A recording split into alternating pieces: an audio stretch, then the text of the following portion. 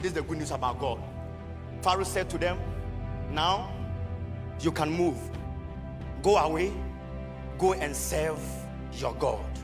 But this is the issue. Church, I'm about to tell you something that will surprise you.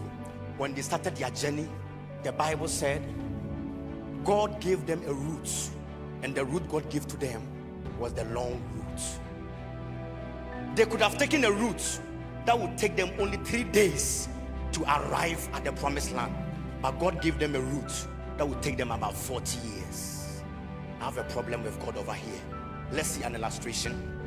Let's see, this is the promise. Man of God, come. This is the promised land. This is the promised land. Exodus chapter 13. Man of God, come. Man of God, come. Stand here for me. And Pastor Enoch, stand at this particular point for me. Stand at this particular point for me. Very, very far for me. Exodus chapter 13, verse 17. Now look at it.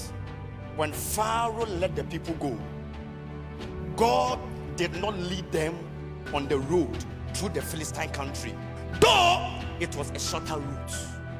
For God said, if they face war, they might change their minds and return to Egypt. So there was a short route. So this is the promised land. This is Egypt. When they move from Egypt and go to the promised land, it will take them 3 days. But God said, I will take a route. But you know, go and pass here and come. I will take a route.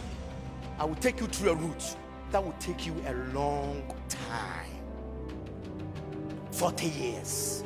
How can my 3 days become my 40 years? Some of you were expecting to get a job after 1 year from school.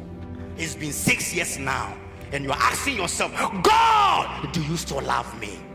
So it can take only 3 days, but now it has taken 40 years. But let me tell you, God said, if I give them the short route, when trouble comes, they will go back to Egypt.